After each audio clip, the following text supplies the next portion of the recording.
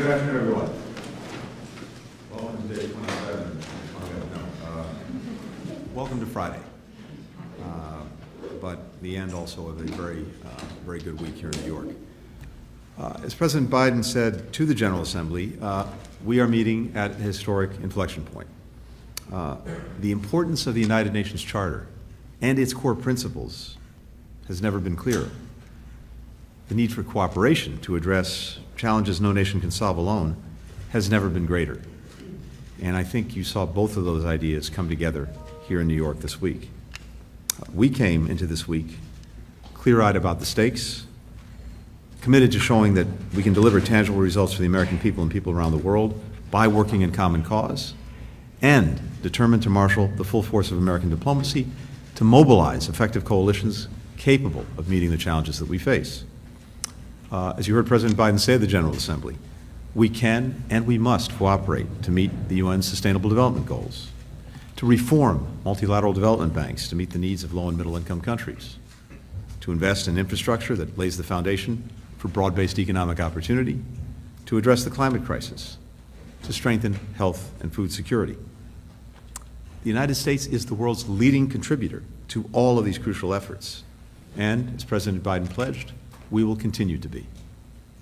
At the same time, we can and we must continue to defend the pillars of the United Nations Charter and work to advance international peace and security, without which we can't achieve any of our goals to build a more free, a more open, a more secure, a more prosperous world.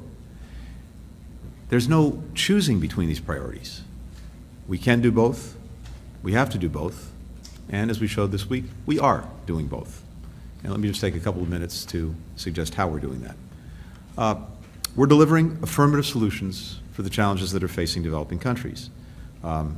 You've heard us and you've heard the President launch and address the Partnership for Global Infrastructure and Investment, or PGI. You saw that further in action this week. We brought together private sector leaders to mobilize additional investment on top of the billions we and our G7 partners are already investing toward our goal of delivering $600 billion in high-quality infrastructure investment by the year 2027. You saw us talk about and move forward on a program we called VAX. This is a program we have with the African Union and the United Nations on food security and helping countries in Africa in particular develop their own sustainable and effective sources of food. And here we're focused on making sure that with the most nutritious African crops, we're focused on them. We are breeding climate-resistant varieties, and we're improving the soil they grow in. This focus on seeds and soil, as we call it, is a key part of the solution to meeting the global demand for food and making sure that countries in Africa in particular are self-reliant. We convene countries in support of our multilateral mission in Haiti that the UN is now engaged in working on. Kenya stepped forward in its willingness to be the lead nation, and in the weeks ahead, I suspect you will see action here at the UN, at the Security Council, to endorse such a force. This is a critical moment in trying to address the needs in Haiti, and particularly to stabilizing the country so that everything else can move forward: political transition, humanitarian assistance, development. We're also forging fit-for-purpose coalitions to tackle emerging challenges. We brought together for the second time our global coalition to address synthetic drug threats. Here in New York, convening more than 100 countries, and we're developing joint plans of action to deal with every aspect of the synthetic drug problem: public health, regulatory, security solutions, all grounded in cooperative work among countries and organizations.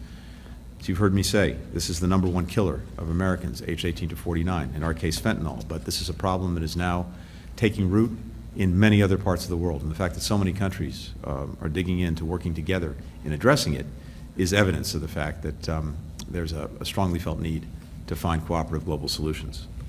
We gathered governments, artificial intelligence developers, civil society, to help direct AI toward meeting the Sustainable Development Goals, to making sure that it is used for good, to advance the progress that we know we need.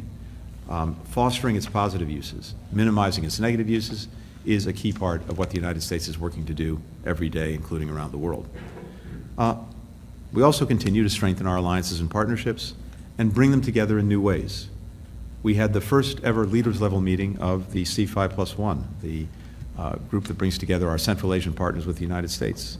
We had meetings with the Quad, with the Gulf Cooperation Council, with ECOWAS.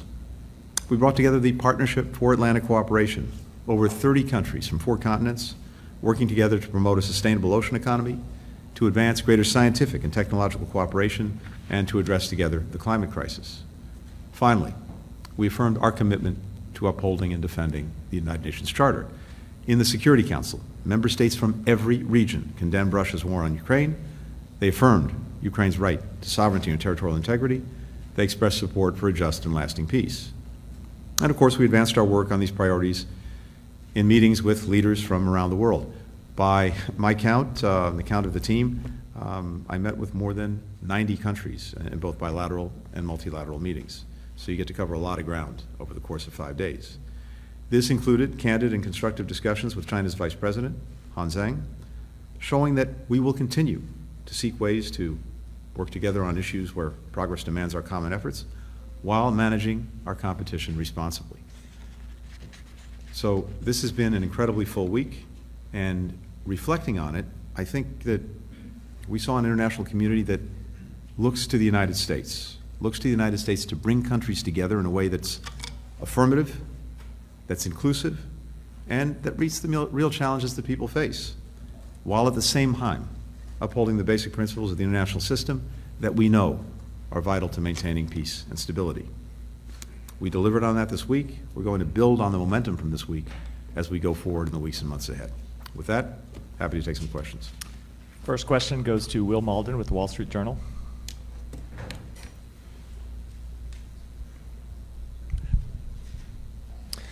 Thank you so much, Mr. Secretary. I wanted to ask you about the Army tactical missiles, the ATACMS that the U.S. has agreed to provide to Ukraine. Was curious, what were the factors that led you and the others in the administration to make the decision?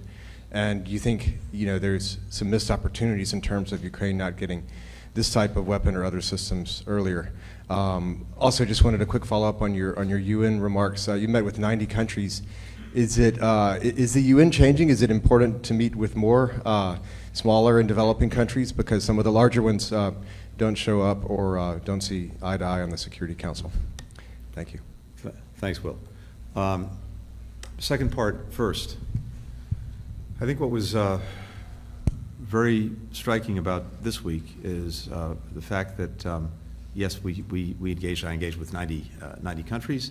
In some ways, that's typical of these weeks, but there was an intensity of the engagements, I think, because so many countries recognize that in different ways we're at what President Biden calls an inflection point, that the substance of the meetings was significant, and the twin pillars of what we're working on here, on the one hand, upholding the principles of the Charter, sovereignty, territorial integrity, and on the other hand, moving forward on the things that matter to people around the world, the global goods that the United States uniquely is in a position to help advance, whether it's health, whether it's food security, whether it's energy security, whether it's infrastructure, whether it's climate, whether it's reforming the multilateral development and assistance and financial system. All of those things were front and center, and by our presence, by our engagement, by the President's very forceful speech to the United Nations General Assembly, I think we've had an ability to demonstrate once again this week that the United States is the country that others look to for leadership, for support, for assistance, for partnership. It was very powerful and palpable this week. With regard to Ukraine, you heard President Zelensky's very powerful address to the General Assembly. You may have also seen him at the Security Council. I think what was particularly instructive there was the fact that virtually every country on the Security Council made very clear their support for the UN Charter, for the principles at the heart of the Charter that are being aggressed by Russia, and also noted the second and third order consequences of Russia's invasion of Ukraine, consequences that are doing tremendous damage to countries around the world. With regard to our own support for Ukraine, I think we delivered our, if I have the count right, 47th drawdown package of military equipment. We are constantly in discussions with Ukraine, and this has been the case from day one, on trying to determine what they need and to make sure that they get it when they need it. And it's an ongoing process, and we're doing that virtually every day. And so are dozens of other countries around the world that are supporting Ukraine. And as you've heard me say many, many times before, it's not just an individual system. You've got to make sure that they have the ability to operate the system. So training comes in many cases. You've got to make sure they have the ability to maintain the system. So if you provide something, it doesn't fall apart in a week's time. And you want to make sure that whatever many other countries are providing, it's being used in an effective and coherent way. So that's literally a daily conversation with them. I don't have anything to say or certainly to announce on any given weapon system. You saw what was in the drawdown package that was announced yesterday, and this whole process will continue going forward in terms of looking to address the needs the Ukrainians have to make sure that they can be as successful as possible in continuing to recover the territory that Russia has taken from them. Olivier O'Mahony with Paris Match. Thank you, Mr. Secretary. I'm sorry. Thank you, Mr. Secretary. What do you make of the absence of the leaders of the four as a permanent member states of the Security Council? And more particularly, do you regret the absence of President Macron, who is a big supporter of multilateralism? Thank you so much. Thank you.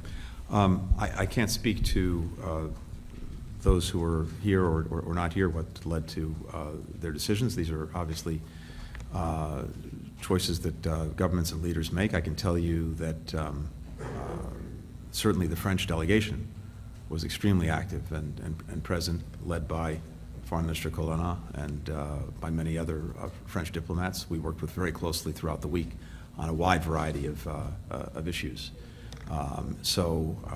In my own experience this week, my French colleagues and counterparts have been very much engaged and very much present.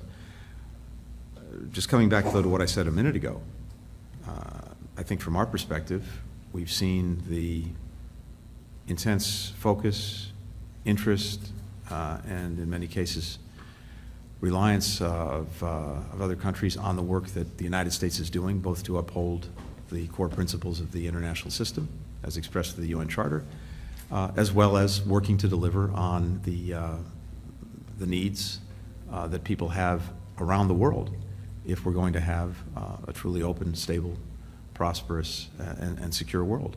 And everything that we did here this week, we found extremely enthusiastic engagement from countries throughout the world, whether it was in our own hemisphere, Africa, the Middle East, Asia.